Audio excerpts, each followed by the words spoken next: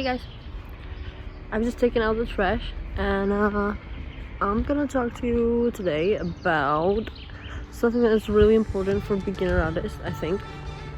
Something that I used to not be sure about, what's the right way. And today, I think I kind of know. I've been drawing for like 15 years and I want to talk about something that I think could be a big mistake for you to do if you're just beginning, or if you're if you've been drawing for like a year or two. So yeah, you're gonna see the speed paint really soon, but first I went out today, this morning, to take out trash, and I've seen some nice stuff, so I'm gonna show you on a short B-roll or something, and we're gonna go from there. Also, wow, it's super nice today. I like that. We've been having a few weeks of shitty weather, and this past week has been nice.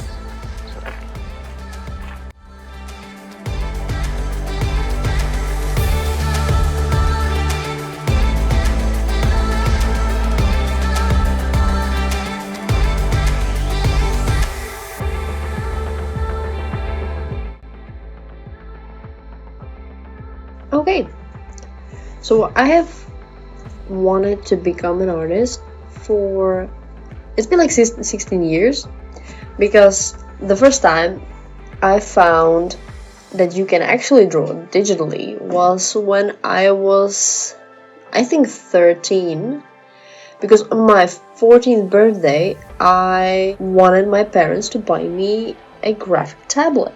I think it was a Genius. The brand was Genius. I'm not sure they even make tablets these days. I found some digital art on DeviantArt. Wow, I was blown away.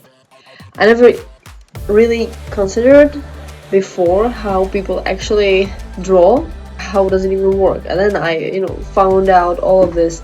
I found out all about the graphic tablets and Photoshop and other graphic software. And wow, I was honestly amazed. Couldn't believe that people drew like that. Yeah, that was a big revelation for me. So ever since then, because I've always loved drawing and painting, ever since then I realized that there are people who can actually make a living like that. Wow, my mind was blown. And then I was like, yeah, I'm gonna do that. What should I do to do that? So that's why I asked my parents to buy me a graphic tablet. And it wasn't very good. It had like 1000 pressure levels or something like that. It worked. Back then I thought it worked perfectly. So I also very quickly realized that it's not as easy as it seems. And it's not just a few clicks, as some people think that digital illustration is just like click, click, click, blah, blah, that, bam, that's it, That was the time when I wanted to become a pro. 16 years later, I'm almost 30. I will be 30 this year, in autumn. And looking back, I see a lot of things I should have done better. And that's what I want to talk to you about. Number one would be, do not compare what you see as good to what you can actually draw yourself. I've always been quite good at seeing mistakes in other people's art and in my art as well. I just think, like, visually I can see mistakes quite easily. I think that's normal. When you enjoy art, you look at a lot of art and you see what works and what doesn't work, and you realize there's anatomy and perspective and all of the other stuff. All of these things have certain aesthetical points. And when you look at art so much, at the beginning you look at the masters, the people you admire, and you study their art. And then when you start drawing and you try to get better, your art's gonna be really bad. And that's part of the growing process. And you can see a lot of mistakes in your art and you cannot fix it. at first. You will learn how to fix it, and you will kind of balance these 2 points a bit more. So you actually get to the point where you can draw a lot better and you see a lot less mistakes in your own art. And oh, that's great. It just feels so good to be able to draw something you haven't been able to draw like 3 months ago, half a year ago, 1 year ago. So that's why it's good to compare your old art to your new art. Maybe every year draw a self-portrait so you can actually see that you got better. And yeah, actually today you're looking at me drawing this self-portrait like I mentioned before, and it's not really a portrait because there's full body, but yeah, I just did this for fun because this year I've done a lot of line arty stuff. I have this like process kind of fixed for this sort of clean line arty drawing, and I just wanted to draw myself like that. For the second thing, don't wait with your social media presence until you get better. Really, seriously, do not wait. Because your social media presence isn't just about your art and your art skill level, it's also about just your presence and your personality and your character. Probably you are never going to think that your art is good enough to what? To stop drawing? To stop developing? You never stop developing. So start posting as soon as you start drawing. And I'm not telling you to post everything, post every day, be super active. No, don't do that. That's unnecessary. But try to be online. Try to be active. It's gonna be fun to look at your progress back, And I've lost a lot of the things I've done in the early years. If you post it, you're gonna have it online, and it's gonna stay there. So that's a good point to it. But I think it's really important because you are kind of building your brand in a way, even if you don't, you are not a brand, but it's good to build your online presence because it's gonna set these habits of posting, of being active.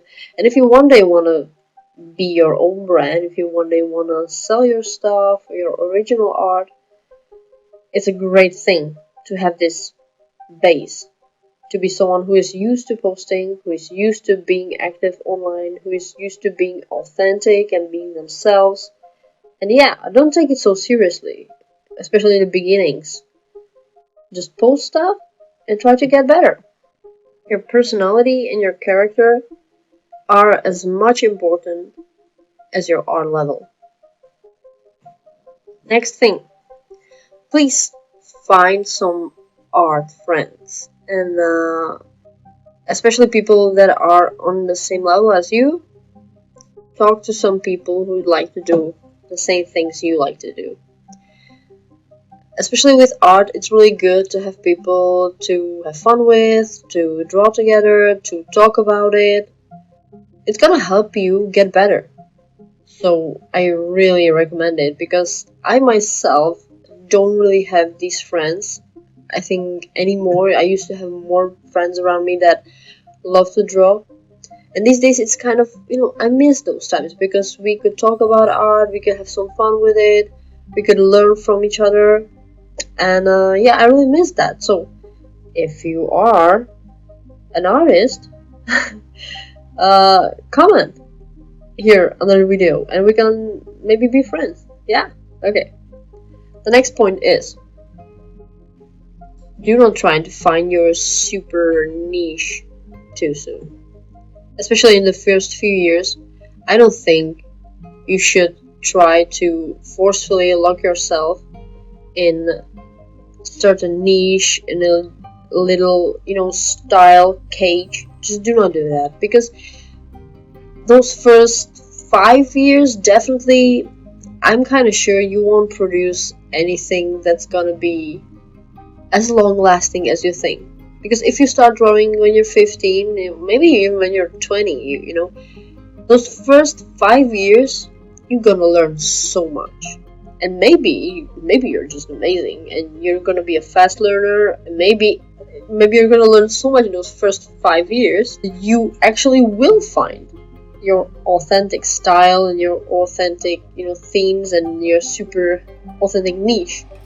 But for most people, trying to fit into something just because you think it's gonna be good, just don't do that. Don't try to fit into something that maybe you're gonna outgrow soon. And it's natural to outgrow stuff. Just do art that you genuinely enjoy. Draw what you like others. You know, draw what you like from others. Draw what you like in movies, in real life, when you go to nature. All of these things that inspire you. Just do what feels natural and authentic to you, and you'll be good. Now for the fifth point. This is one of the most important things that I've learned in these past 60-50 years. And I don't think artists in general talk about this enough. And that would be, don't do art so that other people want to commission you.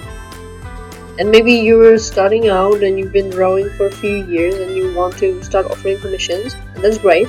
Just do that for sure. But do not just draw stuff that you think others will like, and that's the reason why they will commission you. Because that's not genuine. That's not gonna help you produce your best work. I think it's gonna stifle your growth. It's not gonna be good for you long term. Try to develop your own artistic vision and what you genuinely enjoy drawing, and that's the most important thing. Because even if you want to be an artist, even if you want to go to a certain industry, even if you want to do commissions for other people, people will see your own art, your original characters, all of these pieces, and they will see your skill in its true form. They will see what makes you tick, what you genuinely like, and that's the reason why they will choose you. That's the reason why they will enjoy what you do, and they will want, you know, a piece of that vision. And if you just paint what you think people will like, what you think they will enjoy, that's not gonna be the true stuff, you know. It's not gonna be the good stuff. So be honest about it. Consider if you are drawing for other people or for yourself. I think whenever I read anything from artists, writers, how they get their inspiration, how they, you know, became successful, whatever, they always say that they drawing for themselves. They are in fact writing for themselves. They write what they want to read and they draw what they want to see. And I think that's one of the best advices out there. So yeah, there we go. That's the thing. And hope you enjoyed this. Hope you got something out of it. Hope you like the final art. And I'll see you next time. Bye!